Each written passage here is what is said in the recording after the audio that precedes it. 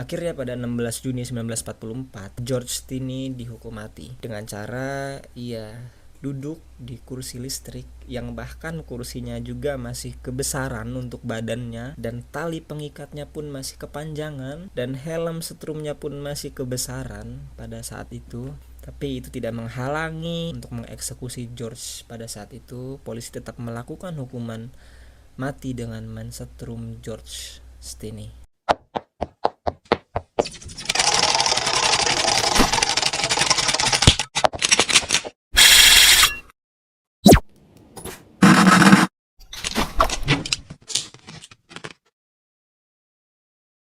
Hai people, kembali lagi bersama gue Denji di channel People P. Pada kesempatan kali ini gue ingin mengajak kalian untuk mengupas sebuah kasus yang pernah viral pada masanya di Amerika Serikat. Gimana nggak rame, gimana nggak viral? Soalnya kasus ini melibatkan seorang pemuda, seorang anak laki-laki yang masih sangat di bawah umur, yaitu seorang pemuda bernama George Stinney yang berusia 14 tahun pada saat itu, yang didakwa dengan putusan hukuman mati yang pada akhirnya dia tidak terbukti melakukan kesalahan itu. Gimana kasusnya, gimana kronologinya, dan gimana kejadiannya, mari kita bahas bersama-sama di Baca Berita Dunia.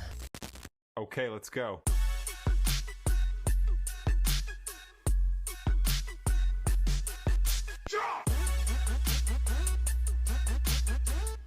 Mungkin sebelum kita masuk ke kronologinya, gue ingin mengajak kalian semua untuk sedikit mengenal siapa George Stinney ini. Ia lahir dengan nama lengkap George Junius Stinney. Lahir pada 21 Oktober tahun 1929. Dia seorang pemuda berdarah Afrika juga yang lahir di Carolina Selatan, tepatnya di desa Alcolu. Jadi sekedar informasi, di Alcolu, Amerika Serikat pada saat itu, Alcolu itu merupakan tempat tinggal para pekerja-pekerja di Amerika Serikat, yang mana di sana itu sangat terasa sekali perbedaannya antara ras kulit putih dan ras kulit hitam. Bahkan tempat tinggal antara orang-orang yang ras kulit putih dan ras kulit hitam itu dipisahkan oleh rel kereta api. Dan tak hanya itu, rumah ibadah mereka, gereja mereka antara gereja kulit putih dan gereja kulit hitam pun pada masa itu berbeda. Kulit putih punya gereja masing-masing, kulit hitam pun punya gerejanya sendiri. Jadi kebayang lah ya gimana tegangnya situasi di sana pada saat itu. Perbedaan antara ras kulit putih dan ras kulit hitam itu sangat terasa sekali pada saat itu. Tidak usah berlama-lama di pengenalan George Stinney-nya, kita langsung masuk ke kronologi kejadian pada hari itu.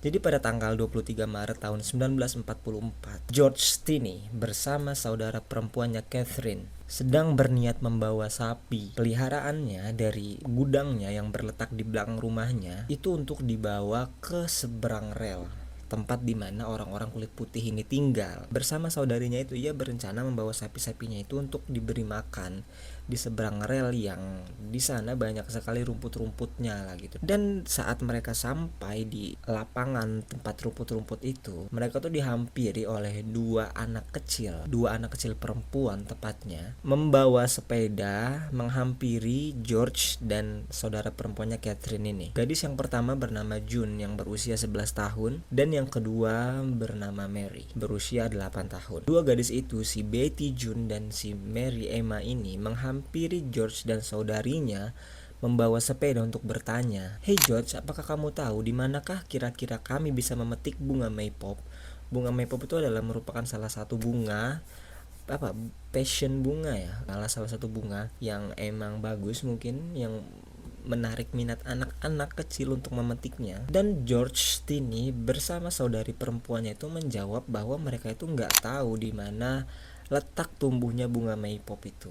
Jadi singkat cerita, pergilah dua bocah tadi, si Betty dan si Mary Emma ini, melanjutkan perjalanannya menggunakan sepeda. Dan seiring berjalannya waktu, sore hari pun tiba. Dan di saat sore hari semakin larut, Betty June dan Mary Emma ini tidak lekas pulang ke rumah. Sampai-sampai membuat ibu dari Betty June ini khawatir dan bertanya-tanya, kemana nih Betty June ini kok belum pulang-pulang, udah sore gitu kan. Sampai pada pukul 4:30 sore, Betty Jun ini tak kunjung pulang ke rumah. Ibu dari Betty ini semakin khawatir tentang kemana keberadaan anaknya ini gitu. Dan pada akhirnya ibu dari Betty Jun ini segera melaporkan kehilangan anak ini ke polisi setempat. Akhirnya polisi pun mengambil kesimpulan bahwasannya telah terjadi kehilangan seorang anak perempuan 2, yang mana Betty Jun dan temannya Mary Emma, yang membuat warga sekitar itu geger pada saat itu. Kira-kira 2 anak kecil ini kemana, kok tiba-tiba hilang gitu. Dan keadaan itu membuat polisi dan banyak dari sukarelawan yang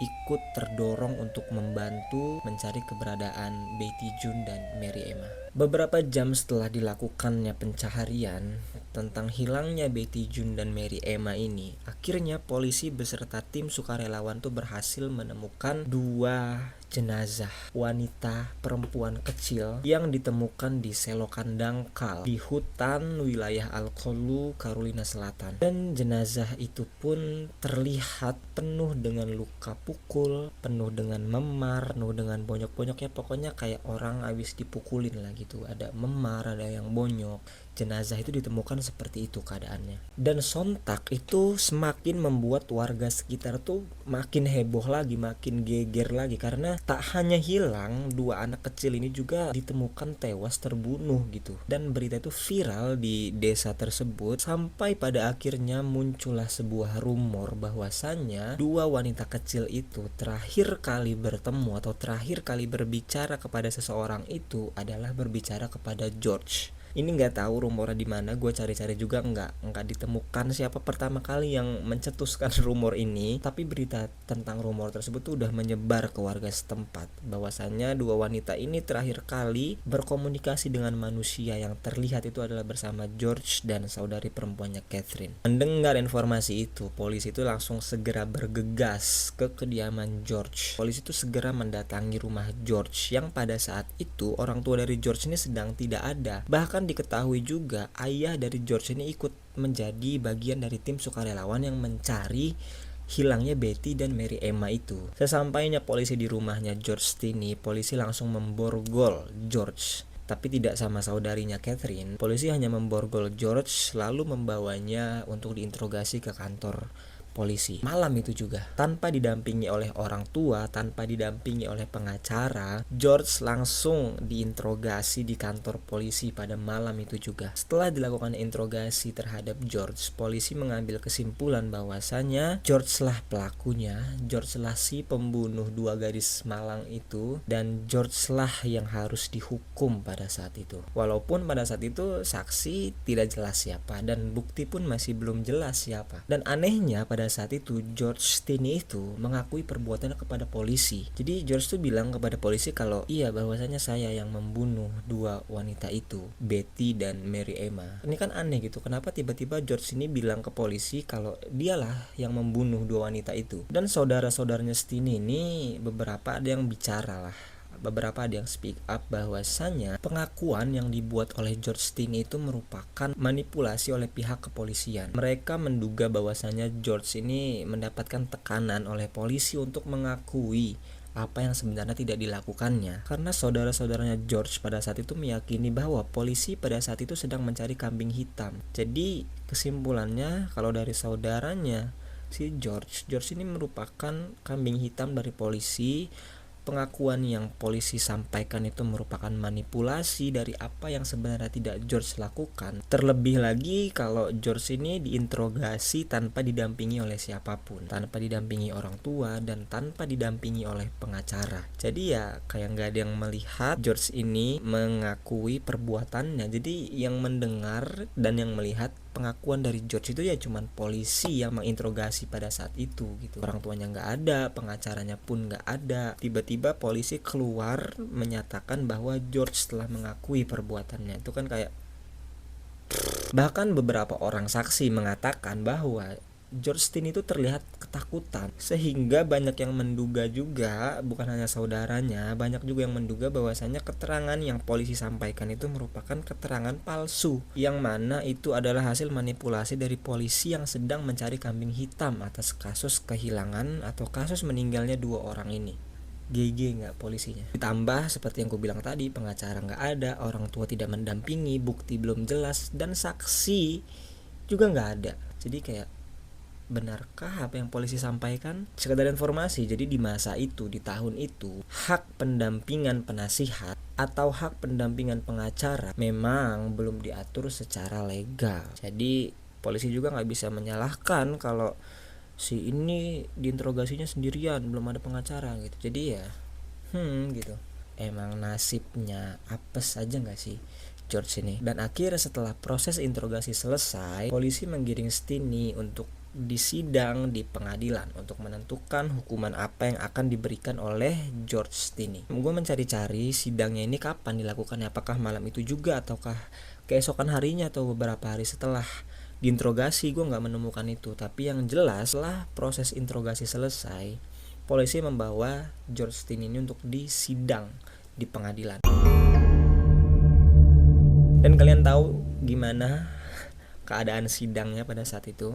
Jadi 10 juri, apa ya kalau di Indonesia hakimnya ya mungkin ya. Jadi ke 10 hakim yang mensidang George Stiny itu merupakan orang dengan ras kulit putih.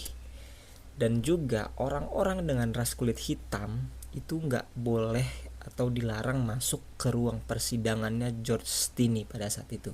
Gila gak sih, kayak terasa sekali gak sih rasismenya di sana? Sangat kental banget gitu. Kayak gimana orang kulit hitam aja gak boleh menonton pun gak boleh. Tambah 10 hakimnya merupakan orang-orang yang tergolong orang ras kulit putih. Jadi kayak kasihan banget George ini. Akhirnya persidangan itu dimulai. Di dalam persidangan itu pun tidak satu pun bukti kuat atau ada bukti tambahan tuh nggak ada. Bahkan tidak ada saksi yang hadir di persidangannya George itu, karena satu-satunya bukti yang menyatakan yang memberatkan George itu adalah bahwasanya George merupakan orang terakhir yang ditemui dua wanita yang telah meninggal itu. Cuman itu aja, jadi saksi nggak ada dan keterangan tambahan tuh nggak ada. Atau yang diketahui masyarakat pada saat itu ya George merupakan orang terakhir yang ditemui sekaligus diajak bicara oleh dua wanita malang itu. Meskipun kurangnya bukti yang konkret, meskipun kurangnya saksi, tetapi pengadilan pada saat itu menjatuhkan hukuman mati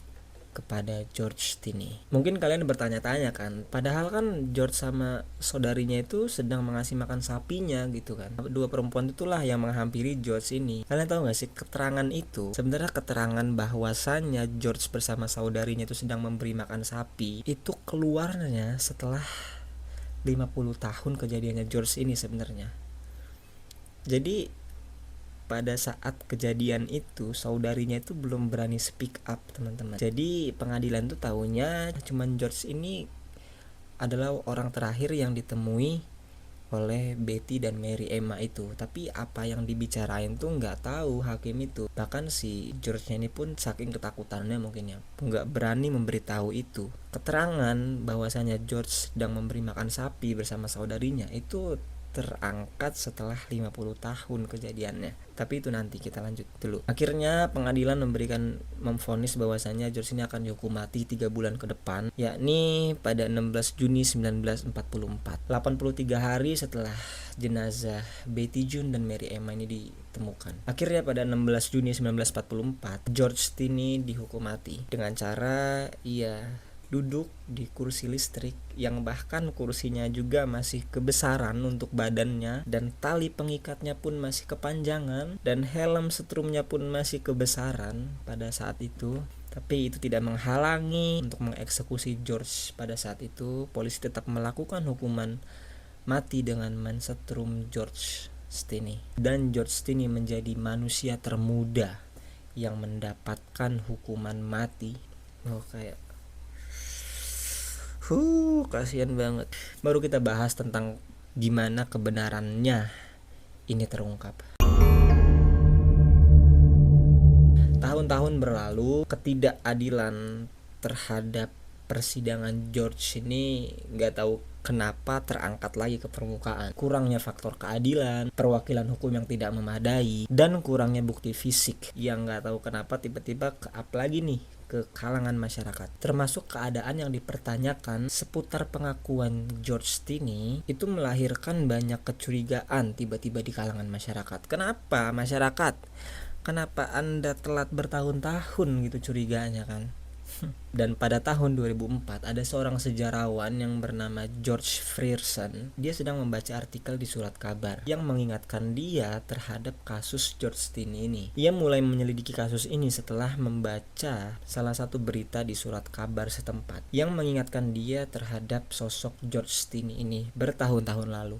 Akhirnya ia pun mulai meneliti pada saat itu. Semakin banyak ia teliti, semakin banyak fakta-fakta baru yang ia temukan dan kecurigaan-kecurigaan yang semakin menemukan titik terang. Dan dia semakin yakin bahwasannya George Stinney ini sebenarnya tidak bersalah, tidak melakukan pembunuhan terhadap Betty, June, dan Mary Emma. Akhirnya George Frierson pun, seorang sejarawan ini pun mengambil langkah untuk memperjuangkan ketidakadilan atas George Stinney. Berbekal penelitian bertahun-tahun, penelitian pun dia lakukan dengan cermat. Ia juga meninjau berkas-berkasnya George Stinney. Dia menemukan bukti-bukti baru dan menemukan juga kelemahan-kelemahan yang sangat mencolok ternyata. Apalagi di dalam persidangannya George. Bahkan George Frierson pun menemukan mantan rekan satu selnya George Stinney pada saat itu yang bernama Hunter, mantan teman satu selnya George ini, mengatakan kepada George Frierson sebuah perkataan George Stinney yang sampai pada hari itu masih diingat oleh Hunter. Jadi George Stinney pada masa itu mengatakan, "Saya tidak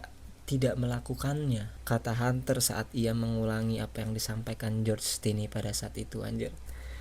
"Saya tidak melakukannya. Mengapa mereka ingin membunuh saya atas apa yang sebenarnya tidak saya perbuat?" Anjir.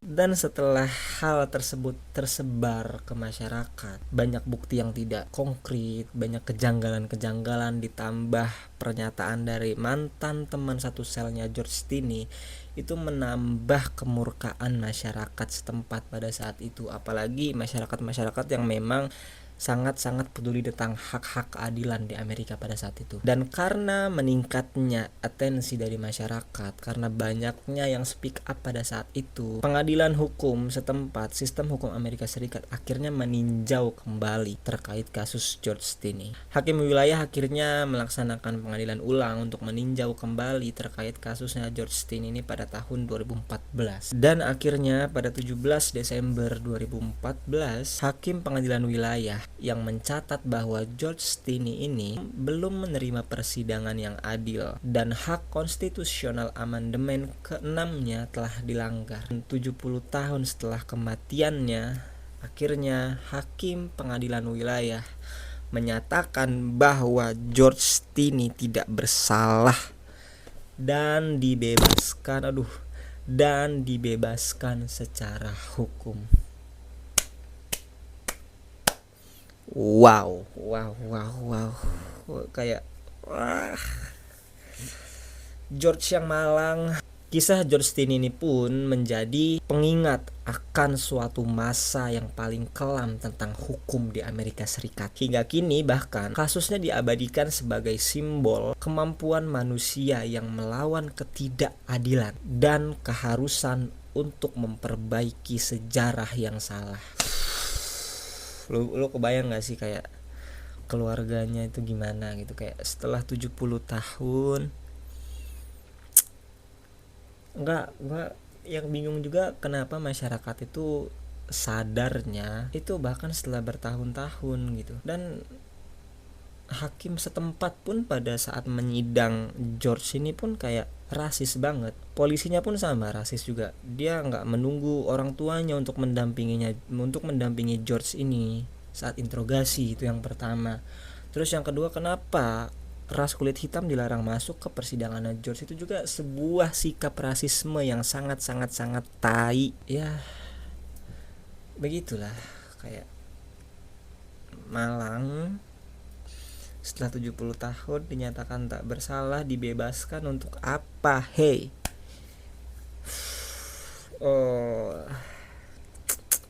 Cuman ya udahlah, kita hanya bisa belajar dari hal tersebut bahwasanya kita harus detail, kita harus teliti untuk melihat, untuk menanggapi sebuah kejadian-kejadian ataupun peristiwa-peristiwa yang terjadi, khususnya di sekitar kita nih, di negara kita, Republik Indonesia tercinta.